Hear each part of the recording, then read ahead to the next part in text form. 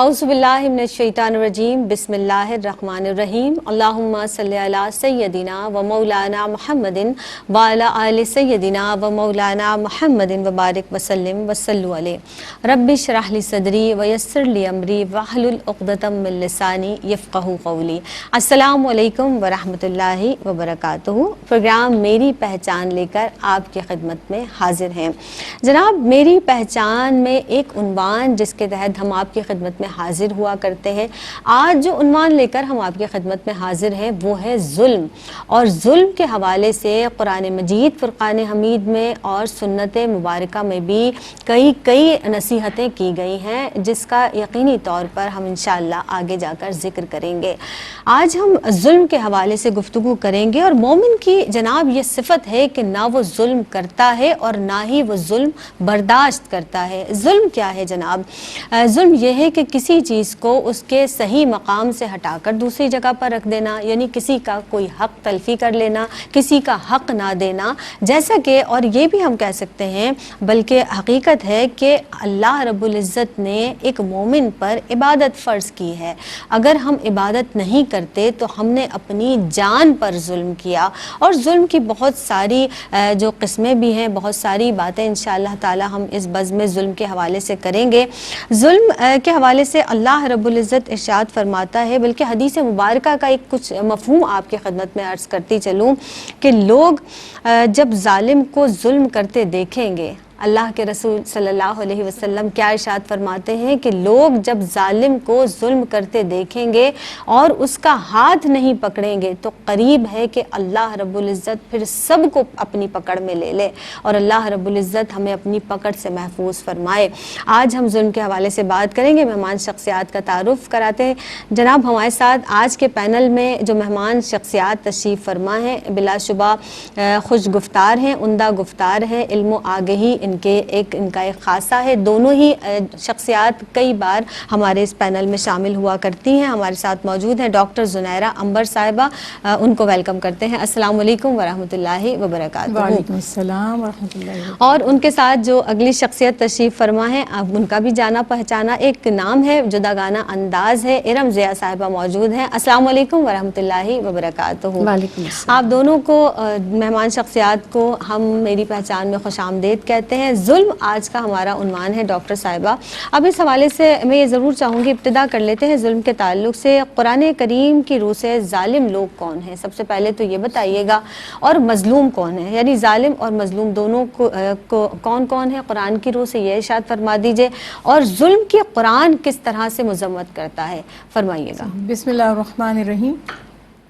چونکہ اسلام ظلم کے خاتمے کا مذہب ہے، اور ابھی آپ نے ابتدا میں فرما ہی دیا کہ ظلم کسی چیز کو اس کی اصل جگہ سے ہٹا دینا، جس کو آپ کہتے ہیں نا out of track, out of order, یعنی جس چیز کو جس جگہ ہونا چاہیے وہاں سے اس کو ہٹا دیا جائے، کسی چیز میں نقص پیدا کر دیا جائے، عیب پیدا کر دیا جائے، غلط استعمال اس چیز کا کیا جائے۔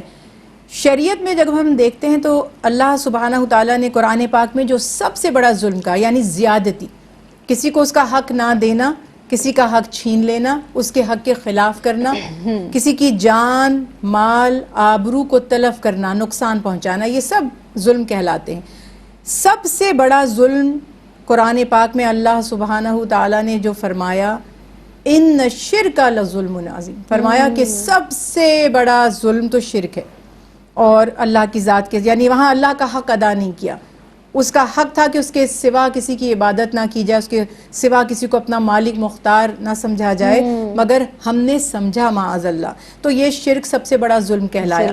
اللہ پر جھوٹ باندھ دینا، اللہ سبحانہ تعالیٰ کی نعمتوں کا انکار کرنا، اس کے احکامات کا انکار کرنا، یہ تمام کام کرنے والے ظالم ہیں۔ اب اگر میں یہ دیکھتی ہوں کہ اللہ کے احکامات کا انکار یا اس کی نافرمانی کرنے والا بھی ظالم ہے، تو اس میں حقوق اللہ یعنی اللہ تعالیٰ کے معاملے میں بھی ظلم آ جائے گا، جی، اور حقوق العباد یعنی بندوں کے معاملے میں بھی ظلم آ جائے گا۔ تو بندوں کے معاملے میں قرآن پاک میں مختلف مقامات پر، جیسے یتیموں کے مال کھانے سے منع فرمایا، ظلم سے نہ کھاؤ، کسی مظلوم کا حق، اس کا مال ناجائز طریقے سے یعنی دھوکہ دے کر نہ کھاؤ۔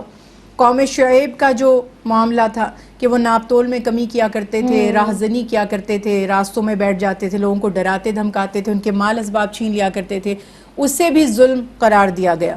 تو جگہ جگہ ہمیں یہ پتہ چل رہا ہے کہ ہر شخص کا اللہ سبحانہ وتعالیٰ نے حق رکھا ہے.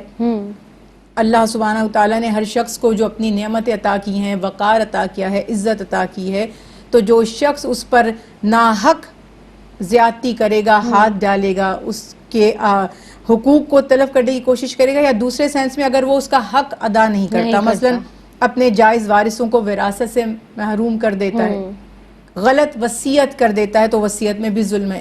کسی نے وصیت کی اور آپ کو گواہ بنایا، آپ نے وصیت بدل دی، کسی کے ساتھ پیچ اپ کر لیا اور اس کے فیور میں بات کر دی، یہ بھی ظلم ہے. تو یہ تمام اقسام جہاں پر کسی کی حق تلفی ہو رہی ہے، چاہے وہ اس کی عزت کے معاملے میں ہو، آبرو کے معاملے میں ہو، چاہے اس کی جان کے معاملے میں ہو، چاہے اس کے مال کے معاملے میں ہو، یہ سب ظلم کی مختلف اقسام ہیں. اور اللہ سبحانہ وتعالیٰ نے فرمایا الا لعنت اللہ علی الظالمین، علی الظالمین، کہ اللہ تعالیٰ کا غضب ہے، اس کی لعنت ہے ان پر جو ظلم کرتے ہیں. وہ کون ہیں؟ جو حد سے بڑھنے والے، ظلم کرنے والے ہیں. اور آپ دیکھیں ہم جو گناہ کرتے ہیں اس کو بھی ظلم کہا گیا، کہ جو اپنی جانوں پر ظلم کر بیٹھے. حضرت آدم علیہ السلام دعا فرماتے ہیں ربنا ظلمنا انفسنا، کہ اے اللہ ہم نے اپنی جانوں پر ظلم کر لیا. انبیاء علیہ السلام یہ دعا فرما رہے ہیں کہ ہم نے اپنی جانوں پر ظلم کیا. تو کوئی انسان انڈیویجولی جب گناہ کرتا ہے تو بھی اپنی جان پر ظلم کرتا ہے، کیونکہ اپنے جسم کو اللہ کے عذاب کا مستحق کر دیتا ہے اپنے ہی ذاتی عمل سے. اور جب ہم کسی کا حق مارتے ہیں تب بھی ہم ظلم کرتے ہیں، کیونکہ اللہ سبحانہ تعالیٰ نے ہر شخص کی جان، مال، آبرو ہم پر حرام کر دی ہے، سوائے اس کے کہ اس کا کوئی ریزن ہے، کوئی وجہ ہے. تو اس صورت میں جو حدود اللہ کی پامالی کرے گا، انہیں توڑے گا، تو وہ ظالم ہی کہلائے گا. اور اللہ تعالیٰ فرما رہے ہیں کہ ان اللہ لا یہدی القوم الظالمین، کہ اللہ ظالموں کو راہ نہیں دیتا، انہیں نہ جنت کی راہ نصیب ہوتی ہے اور نہ ہی وہ دنیا اور آخرت میں کبھی فلاح پا سکتے ہیں، کامیاب نہیں ہو سکتے. اللہ اکبر. یعنی اگر ہم سادہ، بہت سادہ الفاظ میں یہ کہیں کہ حق تلفی کرنے والا ظالم، اور جس کی حق تلفی کی جائے وہ مظلوم ہے، اور اللہ رب العزت ظالموں کو پسند نہیں فرماتا، جیسا کہ ڈاکٹر زنیرہ عنبر نے ارشاد فرمایا. ارم ضیاء صاحبہ، آپ کی جانب بڑھوں گی. بعثت نبی صلی اللہ علیہ وآلہ وسلم سے قبل لوگوں پر، انسانی جانوں پر جو مظالم ڈھائے گئے، اس حوالے سے اس کی تفصیل کچھ بتائیے گا. اعوذ باللہ من الشیطان الرجیم، بسم اللہ الرحمن الرحیم. زینب، نبی کریم صلی اللہ علیہ وآلہ وسلم کی آمد تمام دنیا کے لیے آخر تک رحمت ہی رحمت ہے. بے شک، سبحان اللہ. آپ نے جو احسان عظیم اس دنیا کے اوپر فرما دیے، اللہ رب العزت نے اپنے محبوب کے ذریعے جو احسان اپنے بندوں کے اوپر فرما دیا، اس کی مثال اب مل نہیں سکتی. بے شک. تو اگر ہم آپ کی آمد سے قبل دیکھ لیں تو ظاہر ہے جو معاشرے میں برائیاں تھیں، جو بدخویاں تھیں، جس قسم کے بدقماش لوگ تھے، کہ ایون یہ تک تھا کہ یہ بھی تو ایک ظلم تھا نا، کہ اگر آپ کعبے کا طواف تو ہمیشہ سے ہی ہوتا تھا کہ آپ کعبے کے طواف کرنے کے لیے کپڑے جو ہیں وہ انہی متولیوں سے خریدیں گے جو کعبے کے ہیں، ورنہ آپ بے لباس ہو کے طواف کریں. اللہ اکبر. تو سوچو یہ بھی تو کتنا بڑا ظلم تھا. لیکن میری نظر میں دو ایسے مظالم ہیں کہ جنہوں نے معاشرے کو تباہ و برباد کر دیا تھا. انسانیت اپنی میراث سے گر چکی تھی اور جانوروں سے بھی بدتر ہوئے ہوئے تھے. ایک بیٹی کے پیدا ہونے پہ رنگ سیاہ ہو جانا اور اسے زندہ دفن کر دینا. کہ دیکھو وہ چھوٹے سے معصوم ننھے ہاتھ کہ جب جن کی پورے بھی آپ سے ٹکراتی ہیں تو آپ کو زندگی کا احساس ہوتا ہے، اور اس کو اپنے لیے باعث ندامت سمجھنا. یہ تو قرآن پاک میں بھی ہے نا کہ ان کے چہرے سیاہ پڑ جاتے تھے یہ خبر سن کر. تو ان کو زیر زمین ایک جیتے جاگتے وجود کو دفن کر دینا، اور دل کتنے سخت تھے کہ یہ احساس بھی نہ ہونا کہ یہ میرے ہی وجود کا ٹکڑا ہے جسے میں نے منو مٹی تلے سانس لیتے ہوئے دفن کر دیا. صحیح. اب وہ تو اللہ رب العزت اتنا غفور الرحیم ہے کہ مجھے تو اس بات کا ایسے یقین ہے کہ جیسے ہر چیز آنکھ دیکھتی ہے کہ اللہ ان بچوں کو اپنی پناہ میں لے لیتے ہوں گے، انہیں تو کوئی تکلیف ہوتی نہیں ہوگی، لیکن اس دفن کرنے والے کا کیا. جی. اور دوسرے ماں کی بے حرمتی کہ مطلب عورت کی کہیں کوئی عزت نہیں تھی، اس کی ناموس کا کسی کو خیال نہیں تھا، وہ لوگوں کے لیے باعث ذلت تھی کہ اگر جانوروں کے پیٹ میں نر ہے تو وہ مردوں کا ہے، اسے صرف مرد کھائیں گے. اچھا. اگر مرا ہوا کوئی جانور کا بچہ پیدا ہوا ہے تو اسے عورتیں بھی کھا سکتی اللہ ہیں. اکبر. تو مجھے بتاؤ کہ ایک عورت کی کس قدر تذلیل تھی رحمت للعالمین کے آنے سے پہلے. آج کی عورت اپنے جس بھی رائٹ، جس بھی فریڈم، جس بھی حق کی بات کرتی ہے تو وہ یہ بھول جاتی ہے کہ وہ معاشرہ جہاں اسلام کا چاند نہیں چمکا تھا، سرکار علیہ السلام کے شیریں لبوں سے احکامات نہیں نکلے تھے، رخ روشن سے وہ معاشرہ جب تک روشن نہیں ہوا تھا تو سب سے زیادہ پریشانی میں، عذاب میں اور اذیت میں جو وجود تھا وہ ایک عورت کا تھا، چاہے وہ بیٹی ہو، چاہے وہ ماں ہو، چاہے وہ بہن ہو. اس کے علاوہ ہم دیکھتے ہیں غلام. یہ دیکھو کہ سرکار علیہ السلام کی آمد نے دنیا کے لیے تعظیم کے، تہذیب کے جو اوراق ہیں وہ کھول دیے، وہ دروازے کھول دیے سرکار علیہ السلام کی آمد سے. ورنہ اس سے پہلے میں سمجھتی ہوں کہ کیونکہ لوگ اپنے پچھلے انبیاء کی تعلیمات کو بھلا چکے تھے، وہ اسی زندگی میں جیتے تھے جو انہیں سوٹ کرتی ہے. لیکن آج ایک بات اور کہوں گی زینب، پھر ختم کروں گی، کہ بڑے افسوس کے ساتھ کہنا پڑ رہا ہے کہ یہ بات تو ہم وہ کر رہے ہیں کہ جب آمد مصطفیٰ صلی اللہ علیہ وسلم نہیں ہوئی تھی. آج کے مسلمان کا کیا؟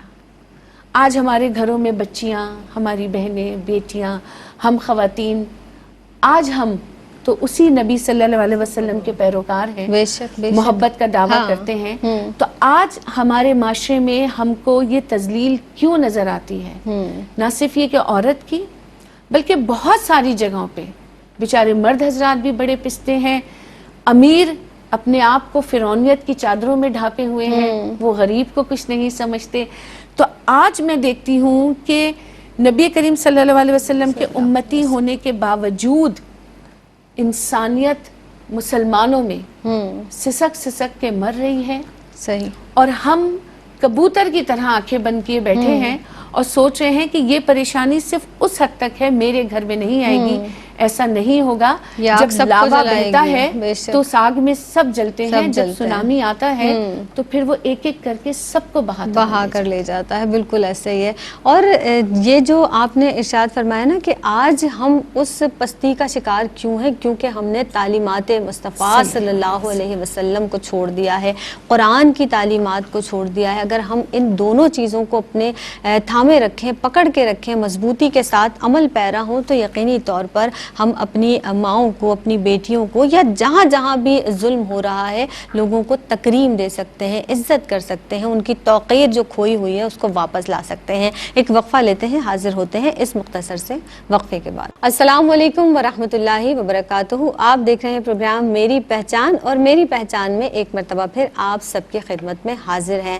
جناب، آج جس عنوان پر گفتگو کی جا رہی ہے وہ ہے ظلم. اور وقفے پہ جانے سے قبل ہم یہی گفتگو کر رہے تھے کہ جب ہم اللہ کی رسی کو مضبوطی سے تھامنے کا جو حکم ہے نا، اللہ کی رسی کو مضبوطی سے تھام لیں گے تو یقینی طور پر ہمیں ادھر ادھر بھٹکنا نہیں پڑے گا. پھر ہم بھٹکنے سے بچیں گے، پھر ہم گمراہی سے بچیں گے، پھر ہم تاریکی سے بچیں گے، اور بہت ساری چیزوں سے ہماری نجات ہو سکتی ہے اور نجات کا ذریعہ ہے.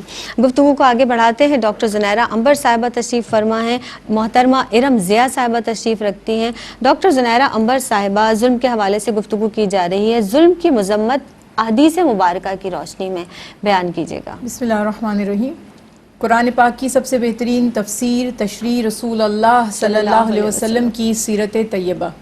یقیناً کسی مسلمان کے لیے میری بات نئی نہیں ہے، اور آپ صلی اللہ علیہ وسلم نے بے شمار مقامات پر، یعنی بہت ہی زیادہ ایمفسائز ہے اس معاملے میں کہ آپ نے فرمایا کہ اتقوا الظلم، اتقوا الظلم، اتقوا الظلم، اتقوا الظلم. صحابہ کرام رضوان اللہ علیہم اجمعین فرماتے ہیں، حضرت جابر رضی اللہ تعالیٰ عنہ راوی ہیں کہ ہم چونک گئے، گھبرا گئے آپ نے فرمایا ظلم سے بچو، ظلم سے بچو، ظلم سے بچو، اور پھر فرمایا کہ ظلم تاریکی ہی تاریکی ہے اور قیامت کے دن صرف اندھیرا ہوگا۔ اب بڑی لمبی اس کی تشریح میں اگر ہم جائیں تو بات واضح ہو جاتی ہے کہ جس کے لیے قیامت کے دن اندھیرا ہوگا تو اس کو تو جنت کی راہ دکھائی ہی نہیں جائے گی، اس کا ٹھکانہ تو جنت نہیں ہو سکے گا۔ پھر آپ صلی اللہ علیہ وسلم نے فرمایا انصر اخاک ظالما او مظلوما، تو وہ رسول اللہ صلی اللہ علیہ وسلم جب فرماتے ہیں کہ اپنے بھائی کی مدد کرو، ظالم ہے یا مظلوم ہے، تو صحابہ کرام رضوان اللہ علیہ مجمعین فرماتے ہیں کہ ہم نے چونک کر پوچھا کہ یا رسول اللہ صلی اللہ علیہ وسلم مظلوم کی مدد تو ہم کرتے ہیں، یعنی ہمیں سمجھ آیا، ظالم کی مدد کیسے؟ تو آپ نے فرمایا اس کا ہاتھ روک کر، اس کو ظلم سے روک کر، اور پھر فرمایا حدیث رسول اللہ صلی اللہ علیہ وسلم ہے کہ آپ نے فرمایا کہ اگر تم نے کسی پر ظلم کیا، کسی کا حق مارا، چاہے مال میں یا اس کی آبرو میں، آج ہی اس سے معافی مانگ لو، آج ہی حساب برابر کر لو، اس دن کے آنے سے پہلے کہ جس دن نہ درہم ہوں گے نہ دینار ہوں گے، اور اس ظالم کی نیکیاں مظلوم کو دی جائیں گی، اور اگر ظالم کے نامہ اعمال میں نیکیاں نہیں ہوں گی تو جو اس کا ساتھی تھا جس پر اس نے ظلم کیا تھا اس کی برائیاں اس کے حصے میں ڈال دی جائیں گی۔ پھر حدیث رسول اللہ صلی اللہ علیہ وسلم میں آپ نے فرمایا کہ ظلم سے بچو، کیونکہ اللہ تعالی ہر ظلم کا حساب لیں گے، حتیٰ کہ قیامت کے دن سینگ والی بکری سے حق لے کر بے سینگ والی بکری کو دلایا جائے گا۔ تو واضح طور پر حکم آ گیا، آپ فرماتے ہیں کہ مومن کا بھائی ہے، اس پر ظلم نہیں کرتا اور نہ ظلم میں مدد کرتا ہے۔ اس حدیث مبارکہ میں یہاں پر دو باتیں سامنے آ رہی ہیں، ایک تو یہ کہ ڈائریکٹلی ہم ظلم نہ کریں، دوسرا یہ کہ مدد کریں اس شخص کی اگر کوئی اس پر ظلم کر رہا ہے، اس کو بے یار و مددگار نہ چھوڑیں، جو آج ہمارا رویہ ہے۔ کسی ادارے میں چلے جائیں، سڑکوں پر دیکھ لیں، کسی خاندان میں دیکھ لیں، ایک پر ظلم ہو رہا ہوتا ہے اور کھلا ہوا ظلم ہو رہا ہوتا ہے، اور دوسرا ایسا بن جاتا ہے جیسے اسے دیکھا ہی نہیں کہ میں کیوں اپنے تعلقات خراب کروں، میری نوکری کیوں خطرے، جبکہ سم ٹائمز کوئی نوکری بھی خطرے میں نہیں ہوتی، آپ کو ایک حق کی گواہی دینی ہوتی ہے، لیکن لوگ کہتے ہیں ہم کیوں اس معاملے میں پڑھیں، اور وہ یہ نہیں سوچتے کہ آج اگر وہ بے حس و حرکت یہاں کھڑے ہوئے ہیں تو کل ان کے لیے بھی ایسے ہی معاملات ہوں گے جو قرآن پاک میں بھی تذکرہ ہے۔ اللہ سبحانہ وتعالیٰ نے فرمایا کہ جو مسلمان ہجرت نہیں کر پائے تھے اور کفار کے مظالم کا شکار ہو رہے تھے تو کہا گیا کہ تم وہ اللہ سے فریاد کر رہے ہیں کہ ان کو ظلم سے بچایا جائے اور تم ان کی مدد نہیں کرتے، تو کل تمہاری کیفیت کیا ہوگی اگر تم پر ظلم ہو رہا ہوگا۔ پھر رسول اللہ صلی اللہ علیہ وسلم نے آخری خطبہ جب ارشاد فرمایا تو بڑی تاکید سے فرمایا کہ لوگوں یہ کون سا دن ہے، کون سا مہینہ ہے اور کون سی جگہ ہے، تو صحابہ کرام رضوان اللہ علیہ مجمعین سوچتے ہیں کہ شاید اللہ کے حبیب کچھ نام تبدیل فرمانے والے ہیں، تو آپ صلی اللہ علیہ وسلم نے فرمایا کیا یہ حرمت والا مہینہ نہیں ہے، کیا یہ اللہ کا گھر جو ہے وہ بیت اللہ حرمت والا گھر نہیں ہے؟ جب یہ ساری باتیں واضح ہوئی تو فرمایا اسی طرح مسلمان کی جان، اس کا مال، اس کی آبرو تم پر حرام کر دی گئی، تو جو اس حرمت کا پاس نہیں کرتا وہ ظالم ہے۔ اور پھر اس میں یہ بھی خیال رکھیے کہ حدیث مبارکہ میں ہے کہ جس نے قرض دینے میں، جو قرض لے لیا تھا واپس کرنے میں ٹال مٹول کیا، وہ بھی ظالم ہے۔ تو کسی نے اپنی اولاد کو تحفے ہدیے دیے، ایک بچے کو ترجیح دی اور دوسرے کو نہیں دی، تو یہ بھی ظلم کیا کہ بے سبب ان کے درمیان مساوات قائم نہیں رکھی۔ ظلم سے بچنا ہے اور یہی تعلیمات مصطفیٰ صلی اللہ علیہ وسلم ہے۔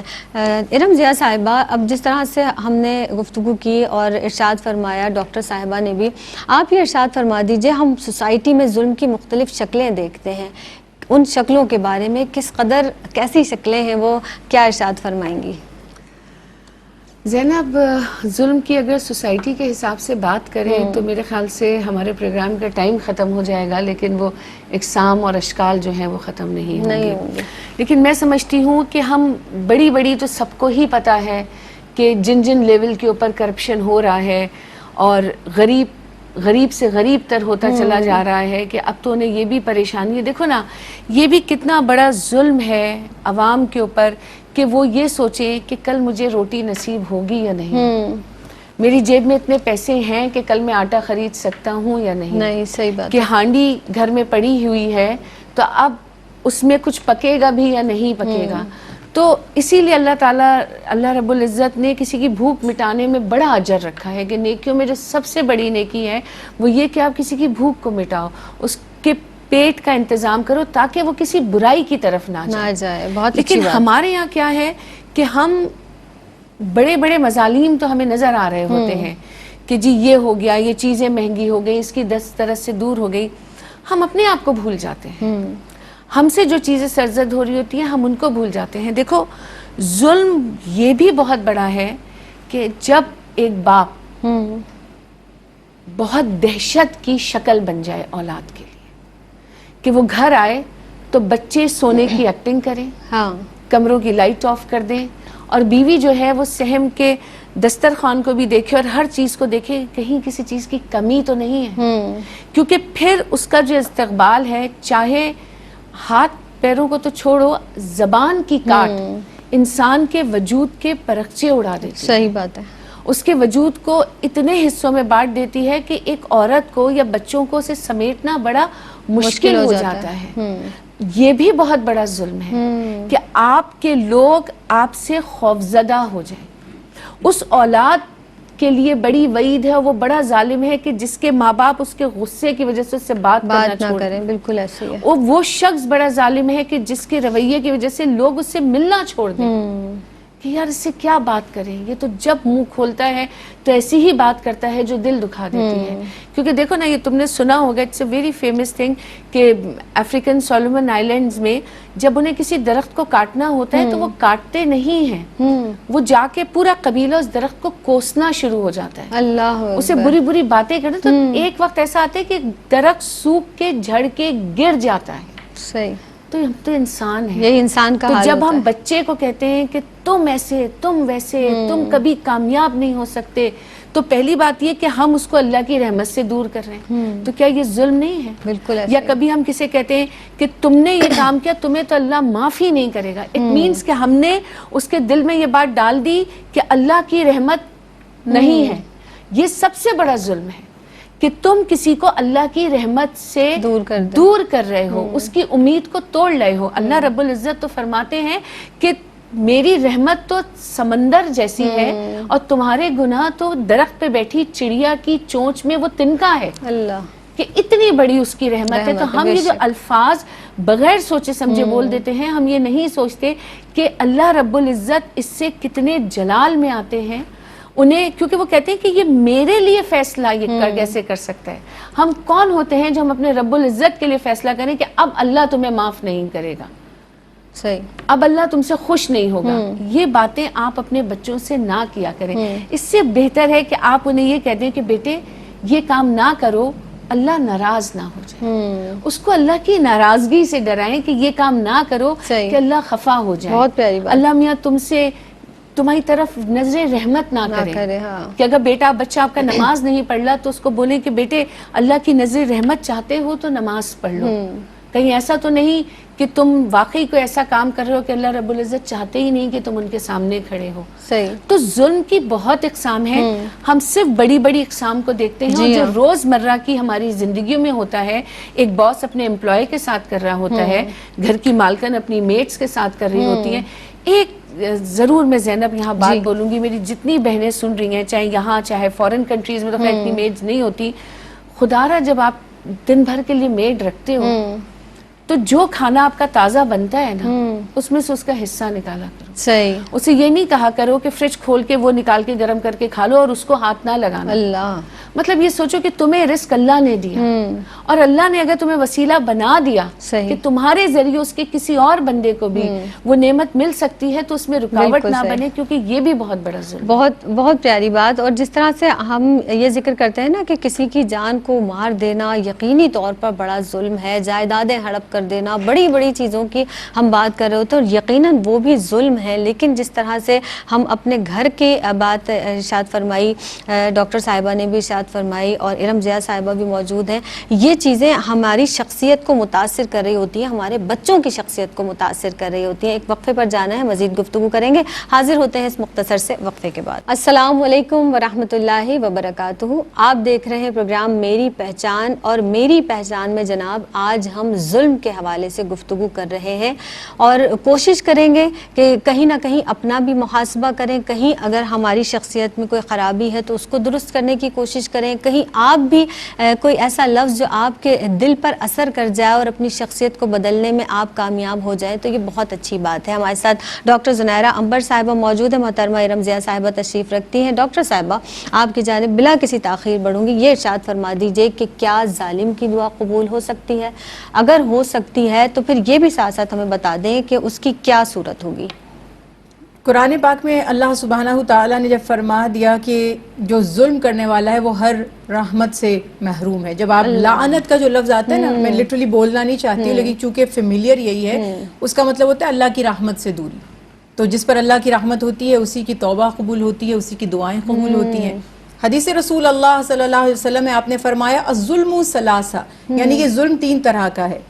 الظلم لا یغفر اللہ, ایک ظلم وہ ہے جس کو اللہ سبحانہ تعالیٰ نہیں بخشیں گے. یہ کیا ہے؟ شرک. ہاں, اگر مرنے سے پہلے تائب ہو گیا, باز آ گیا تو رحمت مل جائے گی, ورنہ اللہ تعالیٰ فرماتے ہیں بڑے سے بڑا گناہ بخش دیا جائے گا, مگر جو شرک پر مرا ہے اس کی معافی نہیں ہوگی. پھر فرمایا دوسری قسم اس کی یہ ہے الظلم یغفرہ, دوسری قسم کا ظلم وہ ہے جو اللہ سبحانہ تعالیٰ معاف فرما دیں گے. مثلا حقوق العباد میں اور حقوق اللہ میں کوئی کمی کوتاہی کی, اپنے نفس پر کوئی ظلم کیا تو اصلاح کر لی جائے, توبہ کر لی جائے, معافی مانگ لی جائے. ہم سے کوئی نماز میں, روزے میں, اللہ تعالیٰ کے حقوق کی ادائیگی میں کوتاہی ہو جاتی ہے, توبہ یا ہمارا نیک عمل اس کو مٹا دیتا ہے. جیسے ہم اگر گناہ کرتے ہیں اور خدا نہ خواستہ اس گناہ کے بعد, مطلب ہر انسان بہرحال کمزور ہے, بشر ہیں ہم, گناہ کے بعد لیکن اگر ہمیں ریئلائز ہو جاتا ہے, 2 طریقے, یا تو ہم نے توبہ کی یا پھر ہم نے کوئی نیکی کی.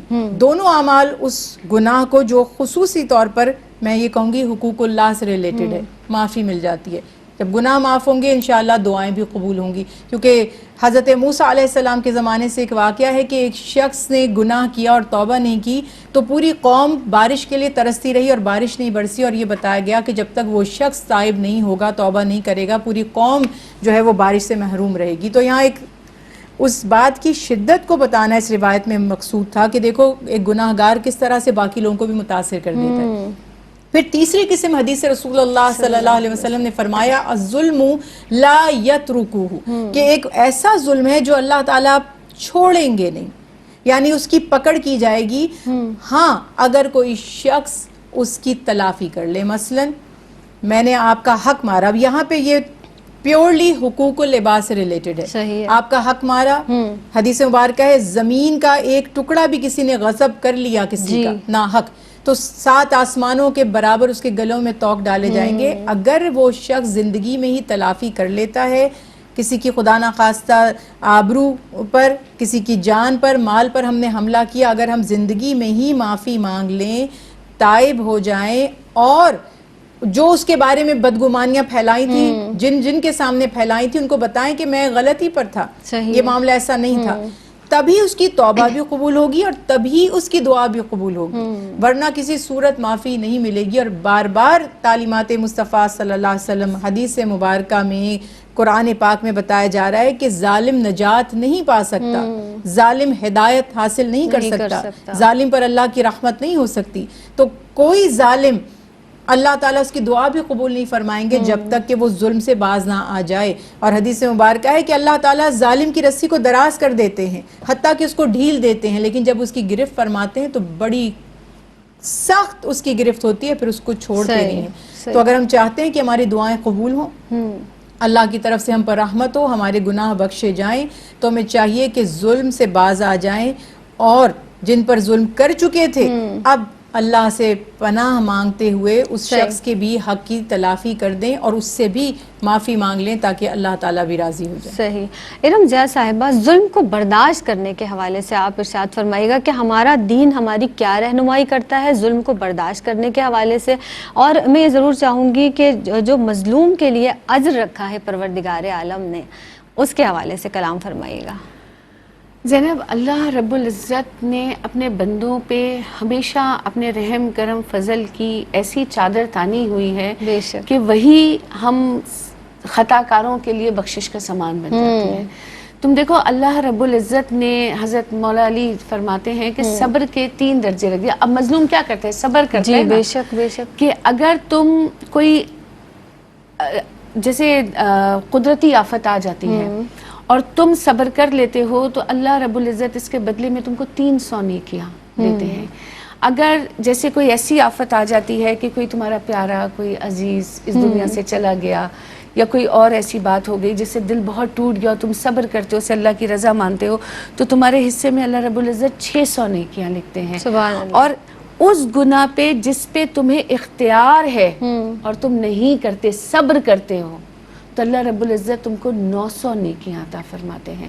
تو اللہ رب العزت نے مظلوم کو یہ جو صبر کی چادر دی ہے نا، جی اس سے وہ اتنی برائیوں سے محفوظ ہے. میں پہلے مظلوم کی بات کر رہی ہوں کہ قیامت کے دن اللہ رب العزت، حدیث شریف کا مفہوم ہے کہ جب مساکین، کیونکہ سب سے زیادہ مظلوم وہی ہیں، جی سامنے لائے جائیں گے تو اللہ رب العزت فرمائیں گے کہ ان کو جنت میں لے جاؤ، میں ان کا حساب کتاب میرے سامنے نہیں ہوگا کہ میں اپنے ان بندوں سے حیا کرتا ہوں، اس لیے کہ انہوں نے دنیا میں یہ تمام مشکلات میرے لیے صحیح لیکن کسی غلط چیز کی طرف سوچا بھی نہیں. تو جنت کے جو دربان ہیں وہ انہیں روکیں گے وہاں، تو وہ کہیں گے ہمیں رب نے ہمیں بخش دیا.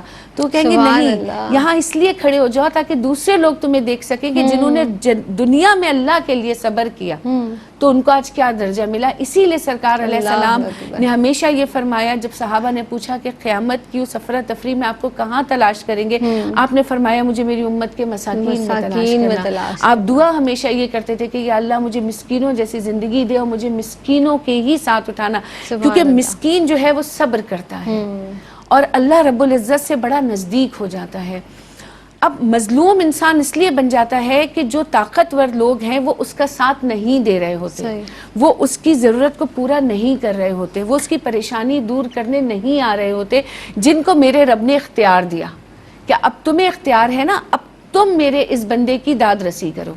وہ نہیں کر رہا، اب وہ ظالمین میں سے ہے، اب وہ ظلم کر رہا ہے. کہ اختیار ہونے کے باوجود حضرت عمر نے کیا فرمایا کہ اگر دجلہ کے کنارے بھی ایک کتا بھی بھوک و پیاس سے مرتا ہے تو عمر اس کا جواب دیتا ہے. اپنے انتقال سے پہلے آپ اپنی بیٹی حضرت حفصہ سے فرما رہے ہیں کہ سرکار علیہ السلام کے کفن میں کتنے کپڑے تھے، تو فرمایا کہ 3 کپڑے. تو کہا کہ اچھا یہ میری تہمت ہے، یہ میرا کرتا ہے، ایک کا انتظام کر لینا. تو انہوں نے کہا کہ ہم تو آپ کو نئے کپ بھی دے سکتے ہیں. تو انہوں نے کہا بیٹے اس کی زندوں کو زیادہ ضرورت ہے. اللہ اکبر. جانے والے کے لیے تو اس کا اخلاق، اس کے اعمال زیادہ ہیں، بے شک. نئے کپڑے کی زندوں کو زیادہ ضرورت ہے.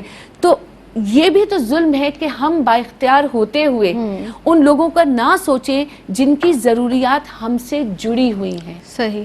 انسان جب ظلم کی انتہا کو پہنچتا ہے، اس کے اندر فرعونیت آ جاتی ہے، تو وہ نفس لوامہ سے گزرتا ہوا نفس امارہ تک پہنچ جاتا ہے. اور جب نفس امارہ تک پہنچ جاتا ہے پھر اس کو معافی کا راستہ یاد نہیں رہتا، پھر وہ پلٹنا بھول جاتا ہے. نفس لوامہ والے تو پھر بھی فائدے میں ہیں کہ گناہ کرتے ہیں توبہ کرتے ہیں، گناہ کرتے ہیں توبہ کرتے ہیں، لیکن نفس امارہ اس کو تو توبہ کا خیال ہی نہیں آتا. اور در حقیقت وہ سیاہ نقطہ جو قلب پہ لگا ہوتا ہے وہ بڑھتے بڑھتے بڑھتے اس قلب کو سیاہ کر دیتا ہے، اور پھر اللہ اس سیاہ قلب پہ اس وقت قفل لگا دیتے ہیں. اور جب قفل لگ جاتا ہے تو اس نفس امارہ والے انسان کو، ظالم کو یہ احساس ہی نہیں ہوتا. اور آج تمہیں، مجھے، زنیرہ کو، ہماری ساری ٹیم یہ بات بہت اچھی طرح سے جانتی ہے کہ ہمیں اپنے ارد گرد بے شمار لوگ ایسے نظر آتے ہیں جو نفس امارہ کا شکار ہیں. وہ اپنے ظلم کو ظلم نہیں سمجھتے، وہ اپنے کی گئی زیادتی کو زیادتی نہیں سمجھتے، وہ سمجھتے یہ ہمارا حق ہے، ہم جن کے ساتھ جو کر رہے ہیں صحیح کر رہے ہیں. تو وہ فرعونیت کی نہ چادر اتار رہے ہیں، اللہ نے ان کے سینے سیاہ کر کے قفل لگا دیا ہے، ان کو یہ سمجھ ہی نہیں ہے. تو بس آج یہ دعا ہم سب کو اور ہمارے دیکھنے والوں کو کرنی چاہیے کہ اللہ ہم کو ظالم ہونے سے اور نفس امارہ کا شکار ہونے سے ہمیشہ محفوظ. آمین، اللہم آمین. بس انہی دعاؤں کے ساتھ یقینی طور پر جس طرح سے گفتگو کی گئی ظلم کے حوالے سے دونوں ہی مہمان شخصیات کی جانب سے، بس دونوں کا شکریہ ادا کروں گی. ڈاکٹر زنیرہ انبر صاحبہ آپ تشریف لائیں، آپ کی آمد کا بہت بہت شکریہ. ارم ضیاء صاحبہ آپ کی آمد کا بہت شکریہ، بہت مشکور ہیں، ممنون ہیں آپ کے. بس آخر میں یہ ضرور کہنا چاہوں گی، سب سے پہلے تو یہ کہ اگر آپ سے کوئی غلطی ہو رہی ہے، بہت غلطی تو بہت چھوٹا سا لفظ یہ استعمال کر رہی ہوں، کہیں اپنے اعمالوں کا محاسبہ کیجئے کہ کوتاہی کہیں برت رہے ہیں تو اس پر ڈٹے مت رہیے، اڑ مت جائیے، بلکہ ندامت کے ساتھ اپنے رب سے یہ اظہار کر لیجئے کہ پروردگار مجھے معاف کر دے، اس کے حضور معافی کے طلبگار ہو جائیے اگر کہیں کسی کی حق تلفی آپ نے کر لی ہے، کیونکہ اللہ رب العزت کو بندے کا پلٹنا بہت پسند ہے. وہ معاف کر دیتا ہے جب بندہ اس کے آگے سجدہ ریز ہوتا ہے، معافی کا طلبگار ہوتا ہے تو وہ پروردگار عالم معاف کر دیتا ہے. بس یہی آخر میں کہنا چاہوں گی، اور آپ سب کے لیے بہت دعا. مجھے بھی اپنی دعاؤں میں یاد رکھیے گا. میری پہچان میں مجھے دیجیے گا اجازت. فی امان اللہ.